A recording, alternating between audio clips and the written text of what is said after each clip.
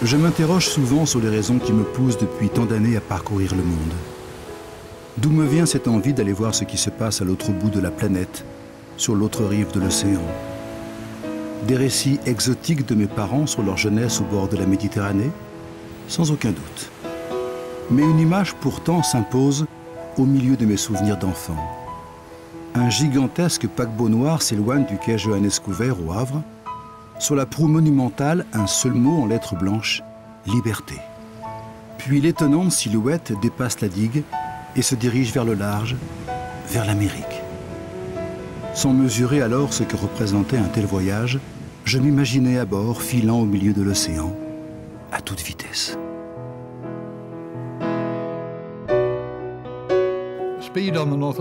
La vitesse sur l'Atlantique Nord a toujours été un point crucial, tout simplement parce qu'à cette époque, les traversées étaient un véritable cauchemar. Les tout premiers paquebots devaient effectuer la traversée le plus rapidement possible. Lorsque l'on venait sur les quais du Havre ou de New York pour dire au revoir aux passagers qui partaient, l'ambiance tenait plus du recueillement que de la fête.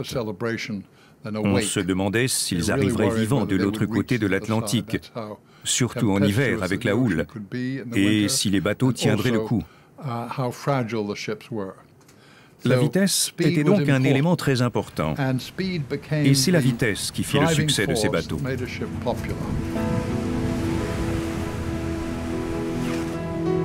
Toujours plus vite, plus grand, plus luxueux.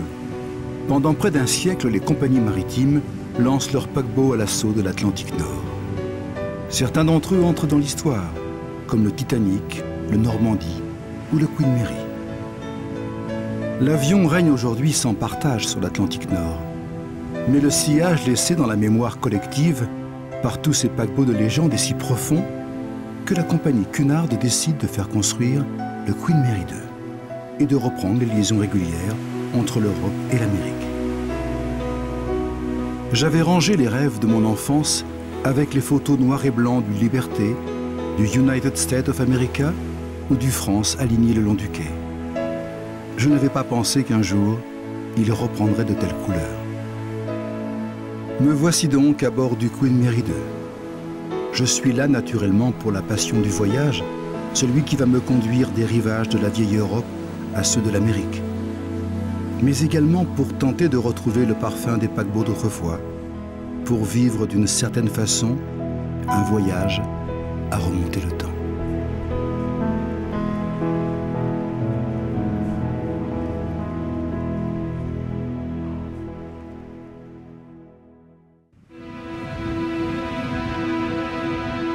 « 5 heures du matin, le Queen Mary 2 arrive à Southampton.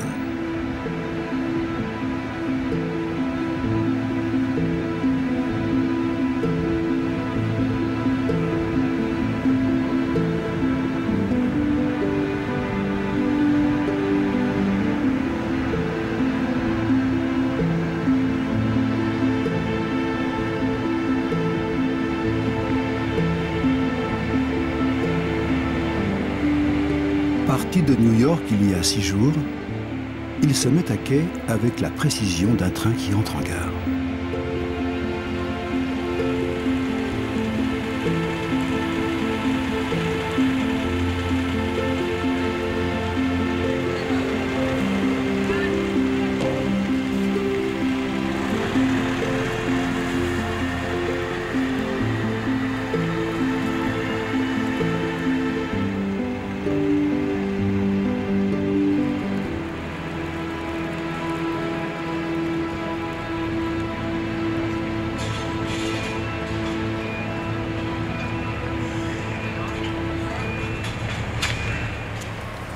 En gare maritime, les premiers passagers commencent à arriver.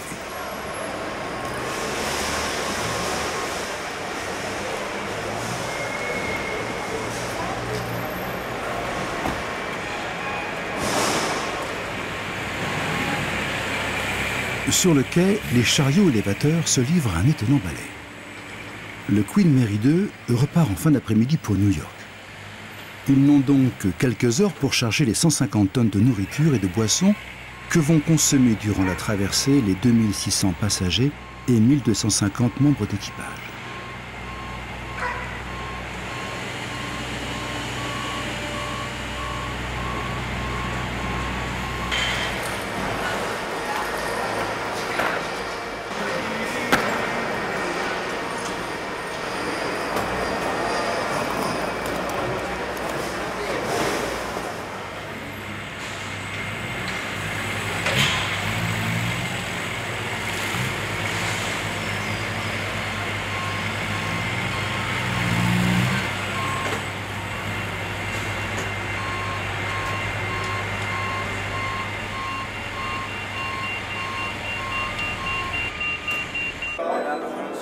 Au moment de l'embarquement, j'admire l'élégance du comité d'accueil et remarque avec amusement la décontraction des passagers.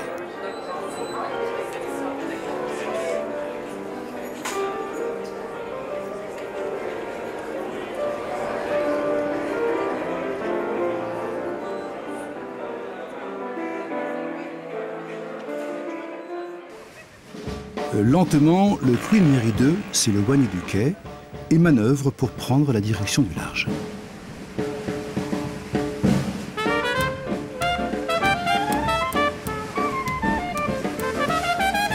Comme sur les navires d'autrefois, tous les passagers sont rassemblés sur les ponts arrière qui s'ouvrent en amphithéâtre sur la mer.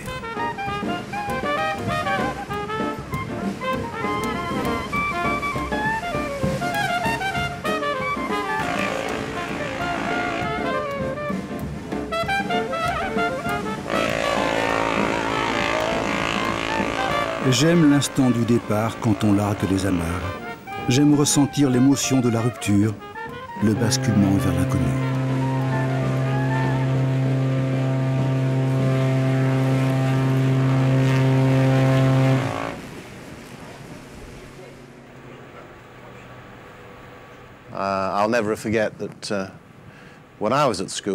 Je me souviens qu'à l'école déjà, j'ai été fasciné par les paquebots. Je ne ratais jamais une occasion d'aller voir le Queen Mary ou le Queen Elizabeth manœuvrer au large de Southampton.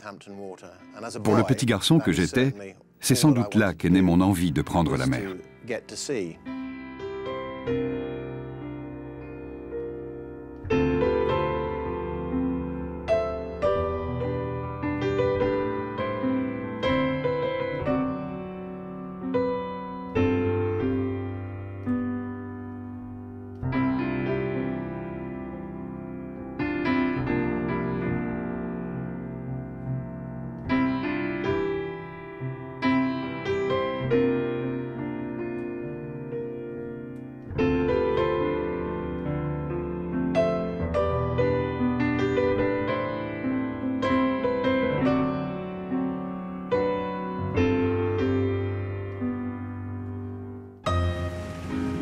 Je suis maintenant installé à la proue du navire.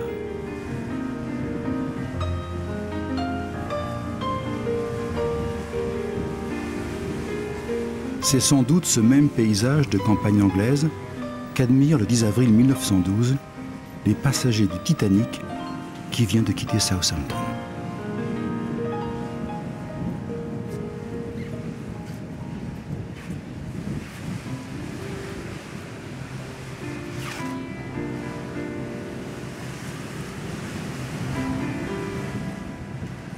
Nous dépassons bientôt les derniers repères terrestres. Devant moi s'ouvre désormais l'immensité atlantique. Quand j'apercevrai à nouveau la Terre dans 6 jours, j'aurai accompli mon rêve, traverser l'Atlantique et arriver à New York.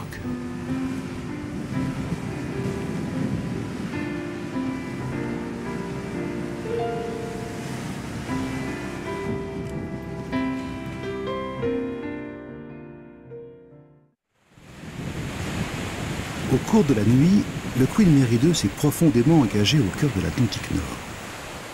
Au matin, nous sommes déjà à 450 milles nautiques de Southampton, environ 830 km. Comme de nombreux passagers, je me promène sur le pont qui fait le tour du navire.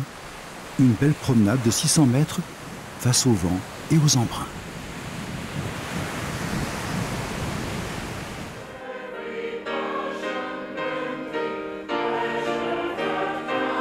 C'est dimanche, et comme chaque dimanche, le Commodore est au théâtre pour célébrer un service religieux. Annoncé comme œcuménique, il s'adresse en fait aux chrétiens, catholiques ou protestants, du monde anglo-saxon.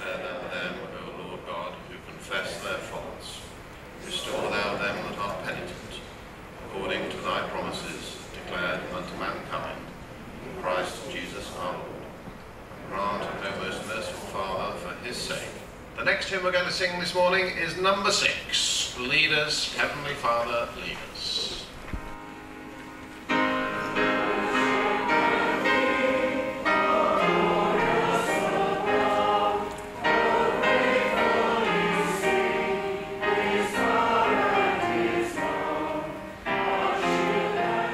Discrètement, je quitte la cérémonie.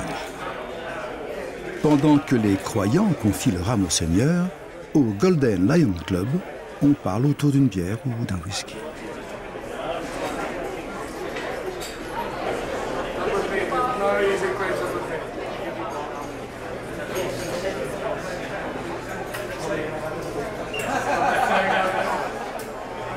Et comme dans tout pub anglais qui se respecte, on joue aux fléchettes.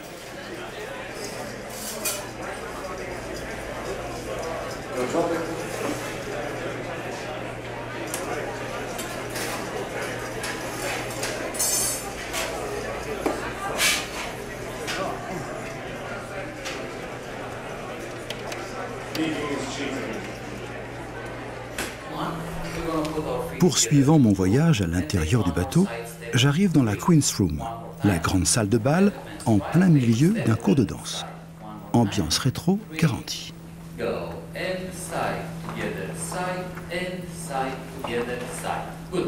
Because the change goes quiet. 1, 2, quick, quick, quick, quick. One more time. Go and 1, 2, quick, quick, quick, quick. Good. All gentlemen should be facing to the sound booth, and we're gonna do the basic in couples in close position.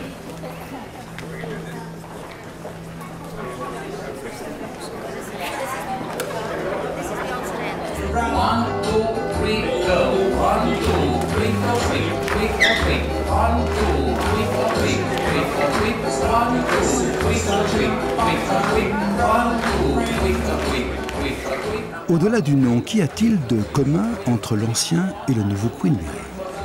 Cette question qui me préoccupe depuis mon arrivée à bord, je suis allé la poser à l'historien John Maxton Graham.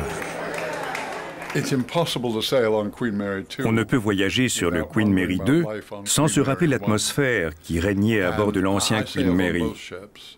J'ai navigué sur les deux bateaux. Le Queen Mary appartenait à une autre époque, plus innocente. Il n'y avait pas de divertissement sur le Queen Mary, il fallait s'en charger soi-même. Un soir, on jouait au bingo, le lendemain aux petits chevaux. On buvait, on dansait, on discutait énormément.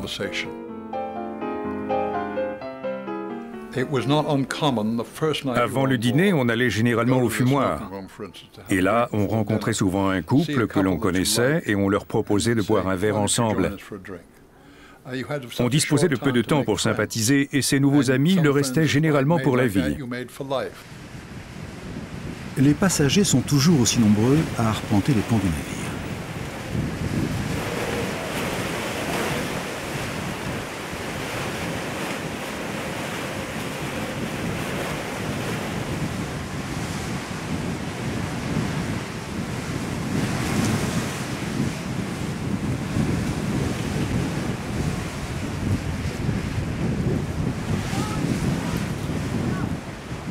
Le temps change très rapidement sur l'Atlantique Nord.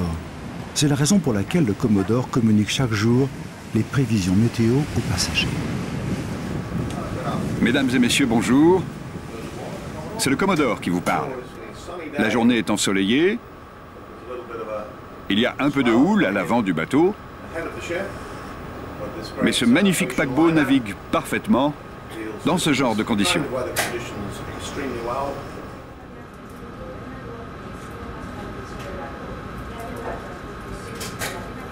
De nos jours, être le commandant d'un tel bateau C'est un peu comme être le maire d'une grande ville.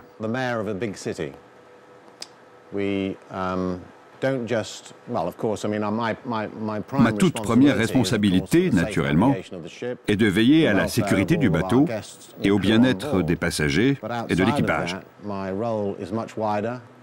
Mais mon rôle va bien plus loin. Je dois assurer les manœuvres et veiller à ce que toutes les opérations soient effectuées correctement. Nous avons un équipage de 1250 personnes à bord, et le succès du bateau dépend d'eux.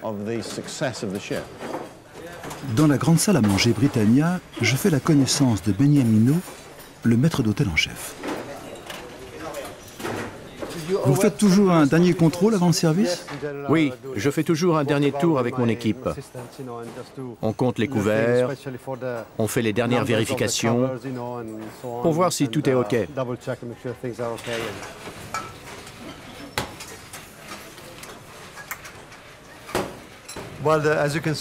Comme vous le voyez, le restaurant est très grand. Il est sur 2 niveaux, le niveau supérieur et le niveau inférieur. Et 165 personnes travaillent ici. Il y a des maîtres d'hôtel, des assistants maîtres d'hôtel, les aides-serveurs, les serveurs, les commis, les sommeliers, etc.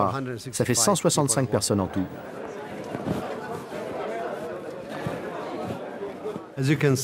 Comme vous pouvez le constater, dès qu'on monte à bord, on se rend compte que ce n'est pas un bateau comme les autres. Il a été conçu spécialement comme un authentique paquebot. Nous nous efforçons de reproduire la qualité de service et le style qui existait sur les paquebots autrefois, il y a 40, 50, 60 ans.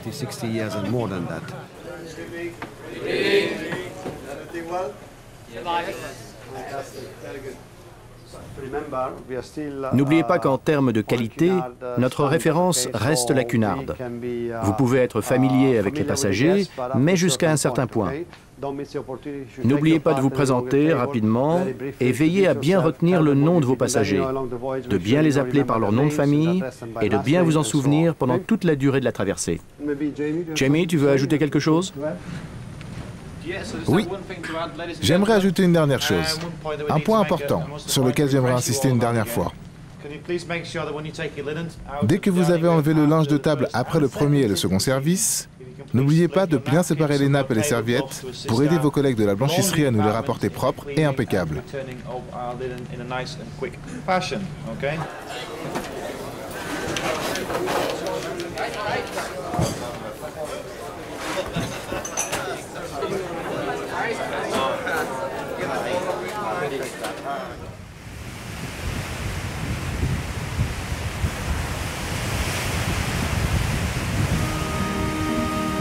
La fin de la journée est marquée par le retour du beau temps.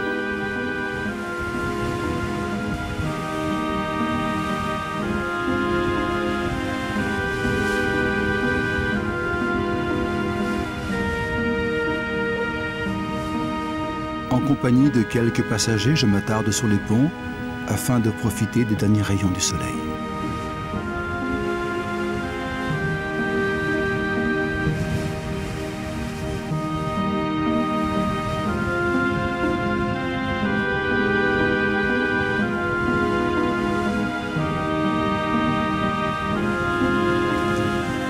Si j'avais encore un doute, il est désormais levé. Nous faisons bien route à l'ouest. La proue du Queen Mary est exactement dans l'axe du soleil qui se couche à l'horizon.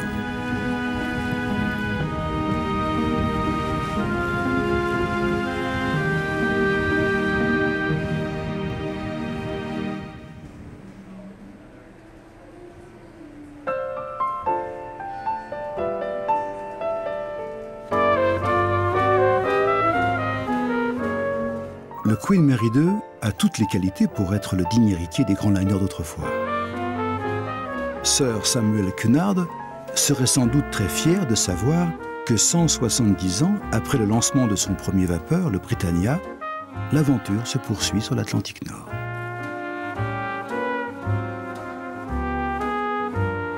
Je me demande en revanche ce qu'il penserait de l'utilisation commerciale faite un peu partout à bord de son nom et du mythe de la Transat.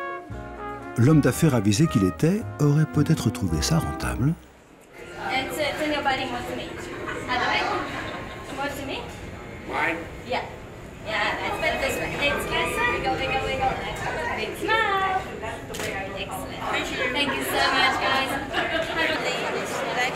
La fascination qu'exerce le mythe du voyage transatlantique ne se dément pas. C'est elle qui m'a conduit jusqu'ici. L'âge d'or des grands liners s'est achevé il y a plus de 50 ans et pourtant chacun à bord se comporte comme s'il était toujours aussi brillant. La soirée de gala au cours de laquelle le commandant salue un à un chaque passager est là pour entretenir la légende. L'époque est révolue où l'on demandait au commandant d'être seulement un bon marin. Aujourd'hui, il se doit d'être également un bon communicant, voire un excellent comédien. J'espère que d'ici notre arrivée à New York, vous aurez apprécié votre séjour sur ce magnifique transatlantique. Car vous êtes bien sur un transatlantique. Et non sur un bateau de croisière. C'est un transatlantique car il traverse régulièrement l'Atlantique Nord. Et si vous le comparez avec un bateau de croisière de taille équivalente, vous remarquerez sa magnifique proue élancée, conçue pour affronter les lames de l'Atlantique Nord, son impressionnant tirant d'eau, qui s'enfonce dans les profondeurs de l'océan, et sa splendide coque aérodynamique, qui glisse paisiblement sur les flots, la plupart du temps.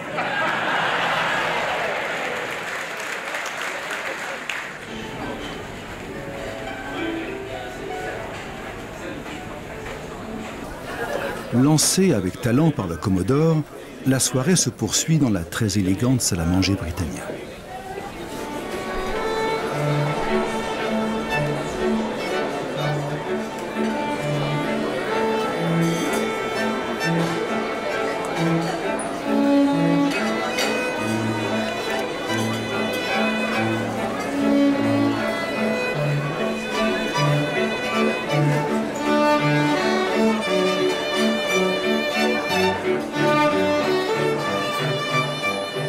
Aucun faux pas, aucune fausse note. Des serveurs jusqu'aux musiciens, chacun interprète son rôle à la perfection.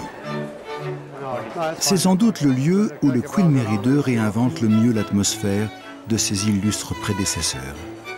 Le confort en plus. Il n'y avait pas de stabilisateur à bord du Queen Mary ou du Normandie. En coulisses, à 2 pas de l'ambiance feutrée du restaurant, une armée de cuisiniers est à l'ouvrage.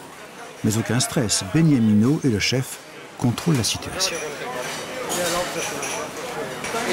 Ça commence doucement, ça commence à se remplir. C'est le calme avant la tempête.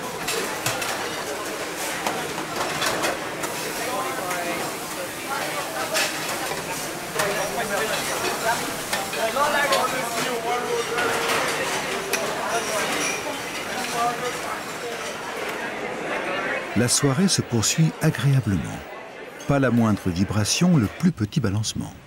Le Queen Mary II file pourtant à plus de 50 km/h au travers de la nuit atlantique.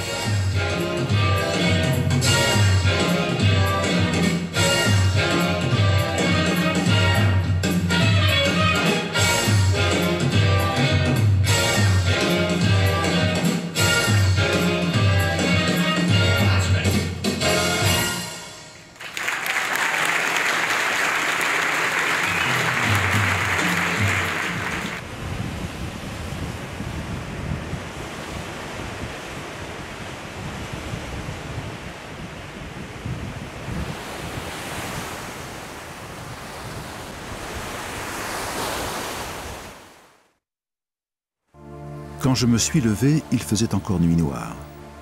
Vers 4h45, les premières lueurs de l'aube ont commencé à éclairer l'horizon. D'autres passagers sont arrivés, mais personne ne parlait.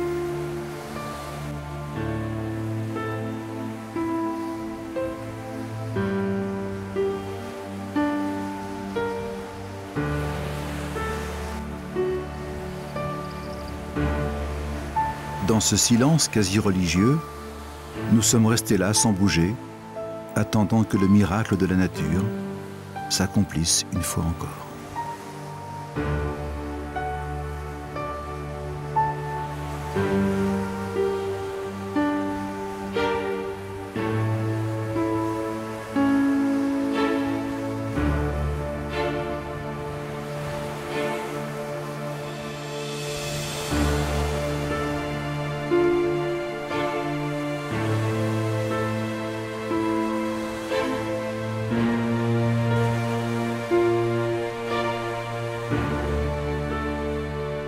Une boule incandescente émerge bientôt des profondeurs des ténèbres.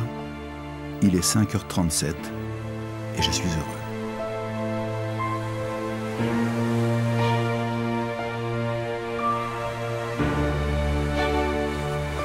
Depuis le départ de Southampton, j'ai arpenté tous les ponts, sillonné toutes les coursives, inspecté le plus petit des salons. Mais ce que je découvre ce matin me laisse sans voix. Décidément, ce navire n'est pas vraiment comme les autres.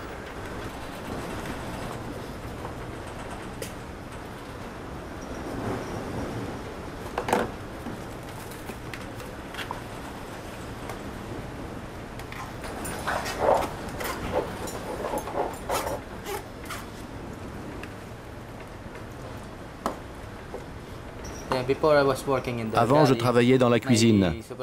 Et puis mon chef m'a affecté au chenil.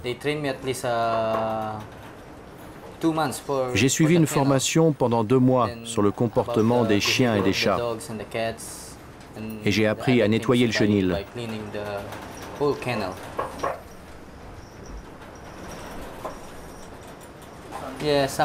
Il arrive qu'on me demande de la nourriture particulière.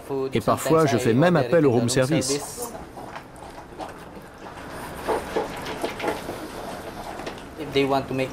S'ils demandent à faire leurs besoins, je les emmène à l'extérieur. Parfois, je joue avec eux.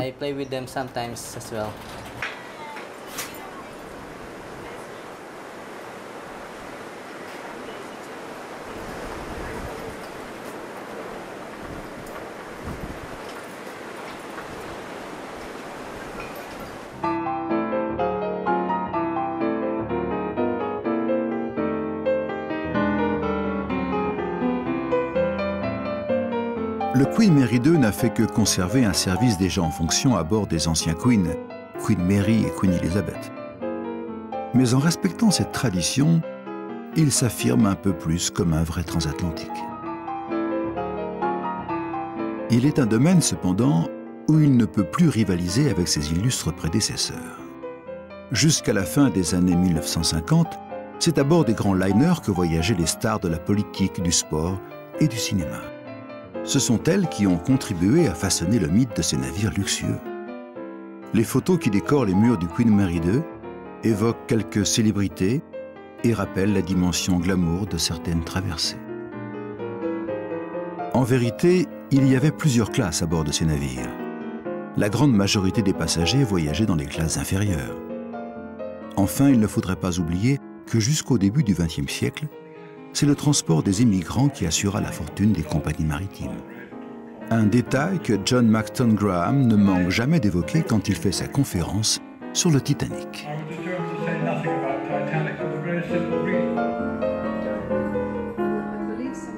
Conférences, réunions où les passagers évoquent le souvenir de leur traversée à bord de l'ancien Queen Mary, expositions, tout est mis en œuvre pour souligner le fait qu'un voyage transatlantique n'est pas un voyage comme un autre.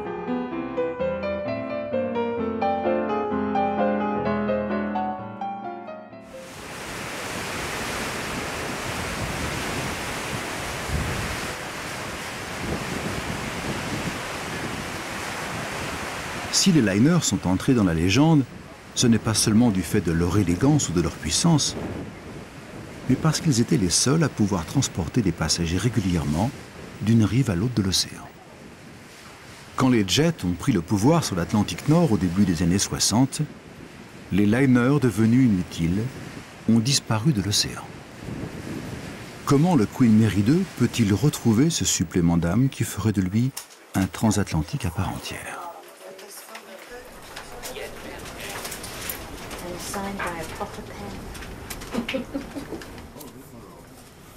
Where do you live, Sam? Queen Mary II is a liner. Le Queen Mary II est un véritable paquebot. Et cela dès les premières ébauches sur papier. Il a été conçu pour effectuer des traversées par tout temps. L'acier de la proue fait 28 mm d'épaisseur. C'est un bateau extrêmement solide et sûr, qui peut aller n'importe où, par n'importe quel temps.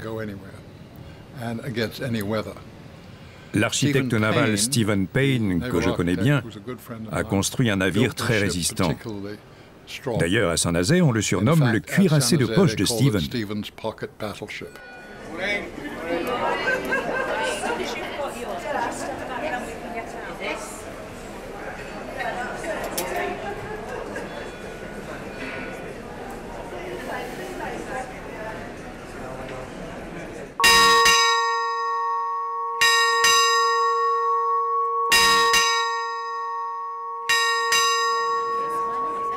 Il est midi. Le rituel de la cloche, qui va se répéter 6 fois au cours du voyage, est là pour rappeler aux passagers, ou plutôt aux passagères, qu'elles doivent reculer leur montre d'1 heure.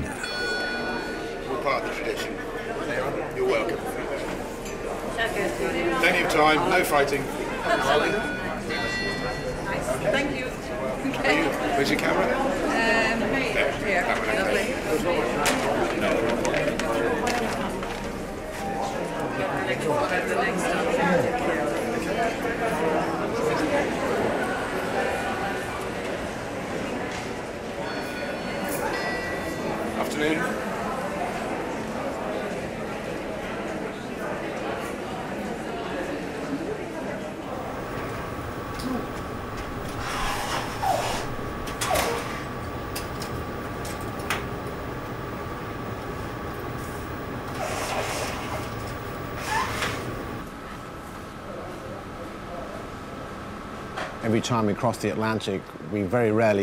Lorsque nous traversons l'Atlantique, nous empruntons rarement la même route. Nous surveillons toujours la météo pour éviter le mauvais temps. Nous étudions les courants marins et faisons en sorte qu'ils nous soient favorables.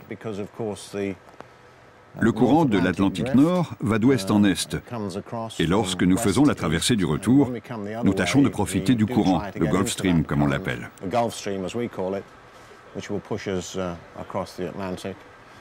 Un autre élément dont nous devons tenir compte, c'est la glace, bien sûr. Car de février à juin, il y a souvent des icebergs sur le grand banc de Terre-Neuve. «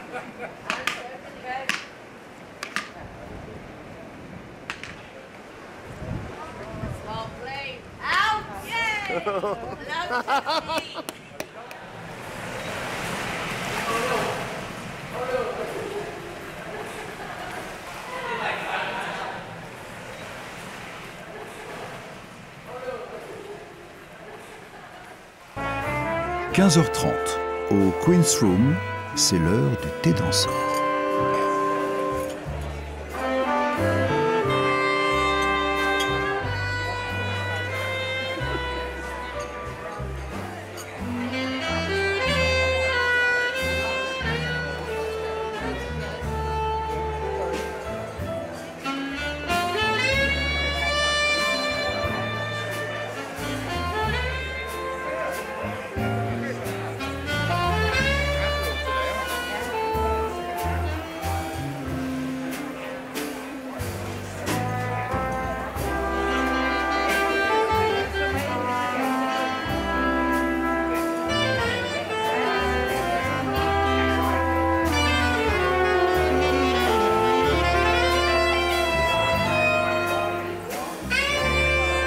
Cornelius travaille à bord comme gentleman dance host, un métier dont le nom se traduit difficilement en français, mais que Cornelius explique parfaitement.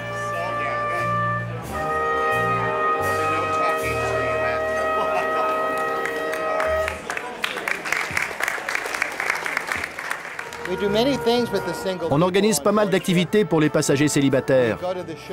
On les accompagne au spectacle, à certaines soirées où ils pourraient se retrouver tout seuls. On organise des petites fêtes où ils peuvent se rencontrer et passer un bon moment ensemble à bord. C'est vraiment bien. À la Cunard, il y a toujours eu cette tradition de danse sur les bateaux. Une tradition formidable. Chaque salle a sa petite équipe de danseurs expérimentés, ce qui fait que nous savons tous danser quasiment tous les styles. Nous dansons parfois jusqu'à minuit. Il y a souvent d'excellentes danseuses parmi les passagères.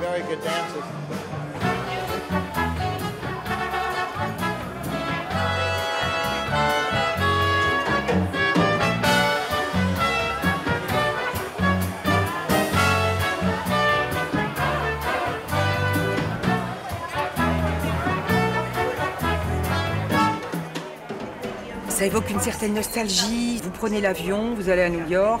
Bon, vous avez 7 heures de vol, voilà, vous atterrissez. Ce que je trouve très très agréable, c'est qu'on ne subit pas les inconvénients du décalage horaire. Et puis, oui, le temps s'arrête un petit peu. On est un peu, on ne sait pas très bien ce qui se passe, on n'a pas de nouvelles. Voilà, on est hors du temps et ça passe malheureusement trop vite. On aurait vraiment envie que ça dure 2 jours de plus.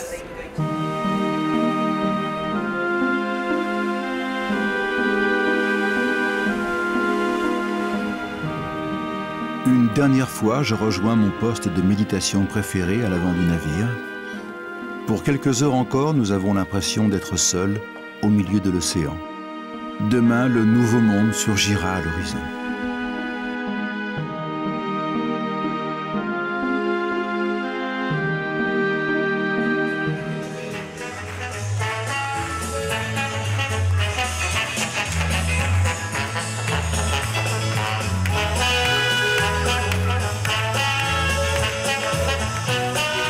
Pendant ce temps, la Queen's Room accueille le bal d'Ascot. Référence aux belles aristocrates venant montrer leurs toilettes au champ de course, la soirée commence par un concours de chapeaux.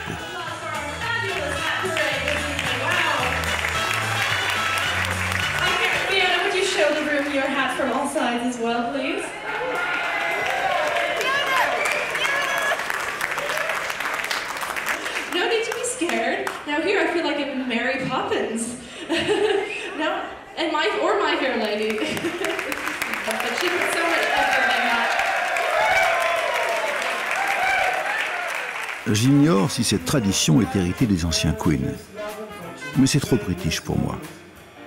En vérité, je suis impatient d'arriver à New York.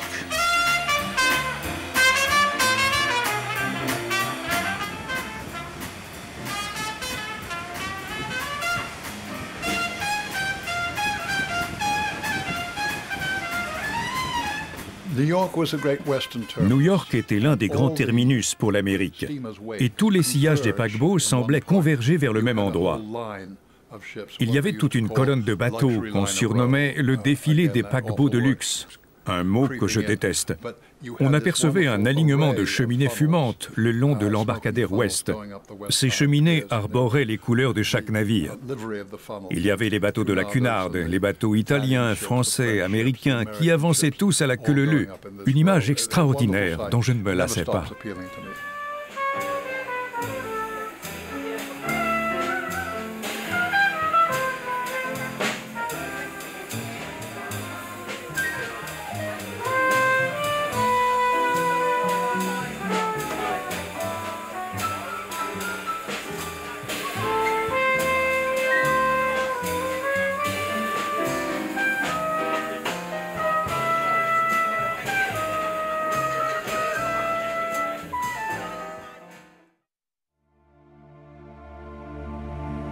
4h30 du matin. Certains passagers sont déjà en place.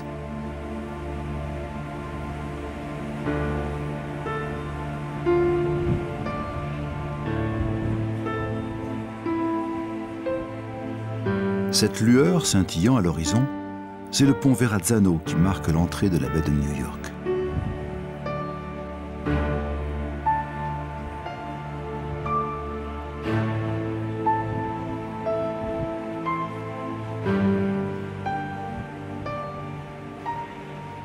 La rencontre de ces deux masses gigantesques a beau être spectaculaire, je suis dans l'attente d'autre chose.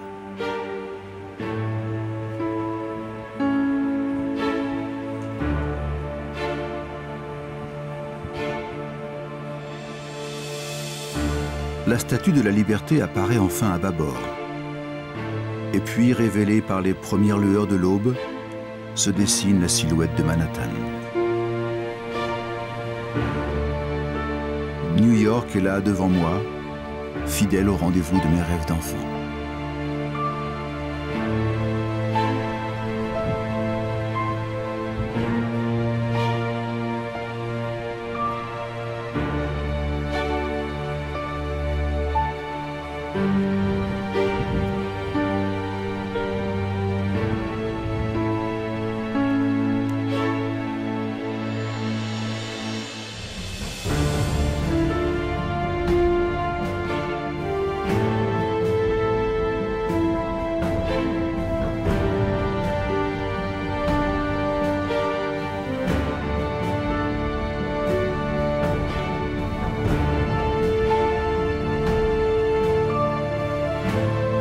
Le Queen Mary 2 ne remonte plus l'Hudson River pour rejoindre les quais historiques des grands liners. C'est donc au port de Brooklyn, juste en face de l'île de Manhattan, que s'achève le voyage.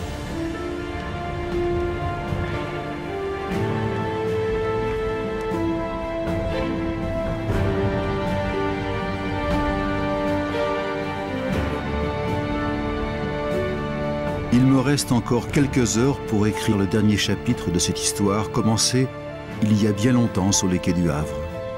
Quelques heures pour plonger au cœur de New York et faire revivre l'atmosphère de la ville de l'âge d'or des transatlantiques.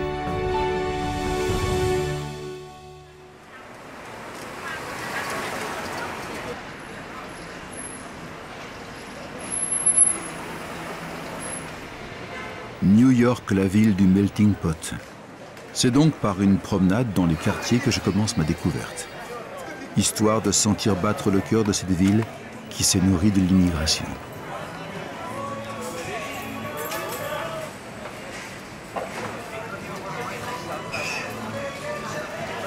Irlandais, Allemands, Italiens, Juifs russes et Polonais, Chinois, Sud-Américains, Indiens, c'est à New York en bateau que sont arrivés par vagues successives, jusqu'au début du XXe siècle, les 3/4 des immigrants des États-Unis.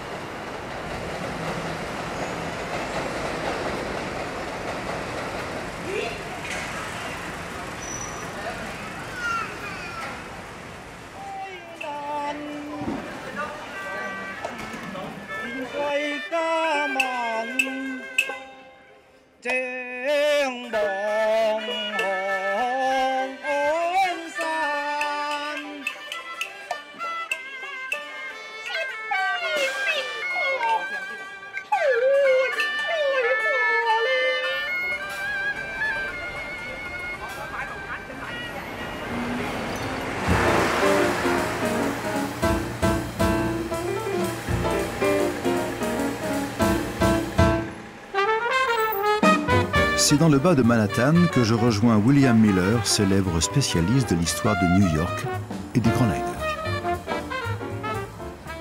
New York est en pleine festivité en ce moment, car on célèbre le 400e anniversaire de sa découverte par le navigateur hollandais Henry Hudson. La ville, qui n'existait pas encore à l'époque, il n'y avait là qu'une étendue de terre, s'avéra être un port naturel idéal, avec bientôt 900 km de quais. Ce fut d'abord le commerce de la fourrure, puis les bateaux en provenance de l'Ancien Monde se mirent à affluer vers le Nouveau Monde. L'Amérique était alors considérée comme un pays naissant, comme une terre d'opportunités et de prospérité, puis plus tard comme une terre d'immigration. C'est donc ainsi que le port naquit, et à l'aube du 19e siècle, on comptait ici plus de bateaux qu'à Boston, Baltimore et Philadelphie réunis. Le South Street Seaport Museum évoque l'époque où les mâts des voiliers dominaient les entrepôts installés le long de l'East River. Au tournant du XXe siècle, les voiliers disparaissent, remplacés par les vapeurs. Les premiers gratte-ciel s'élancent dans le ciel de Manhattan. C'est l'époque où prend corps la légende de New York, la capitale du monde moderne.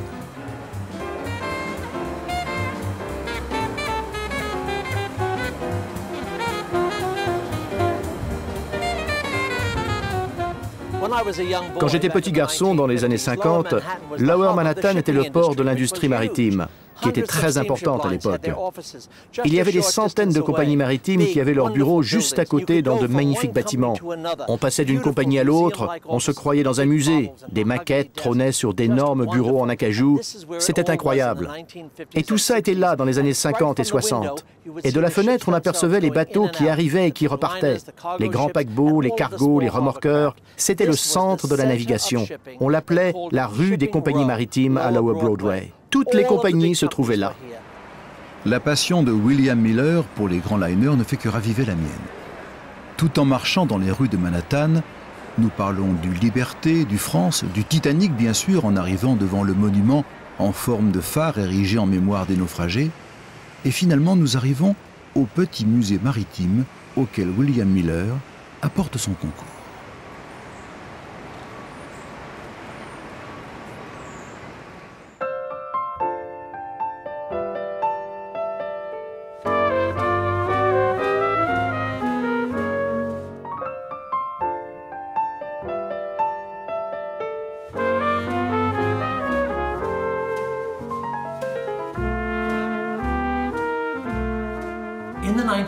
Dans les années 20, on voulait partout construire plus grand.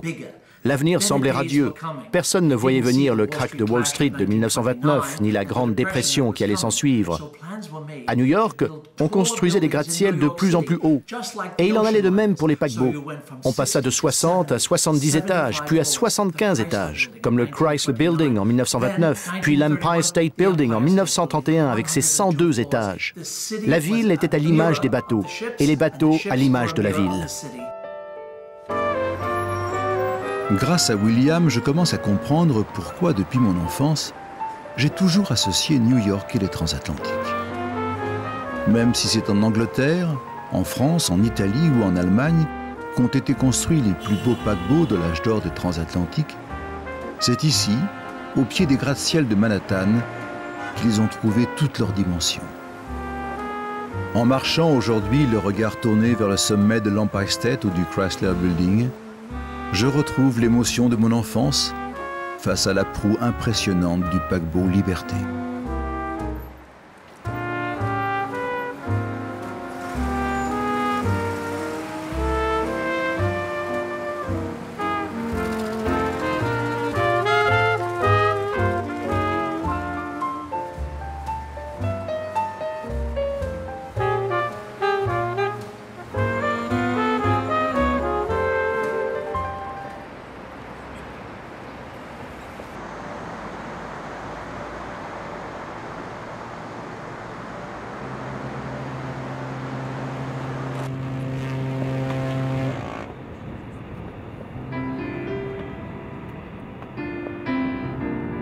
Mon voyage se termine. Pour le Queen Mary, un autre commence. Quelques heures seulement après son arrivée, il reprend la route de l'Europe, comme le firent avant lui tous les paquebots assurant la ligne transatlantique. Le Queen Mary II est un paquebot du XXIe siècle. L'élégante silhouette de liner cache des équipements sophistiqués qui assurent le confort et la sécurité des passagers. Malgré quelques petites concessions faites ici ou là au monde de la croisière, je suis infiniment reconnaissant au Queen Mary II de maintenir vivante la tradition des voyages transatlantiques. En continuant ainsi à naviguer d'un continent à l'autre, il m'a permis de vivre une expérience inoubliable au cœur de l'océan et de prolonger mes rêves d'enfance.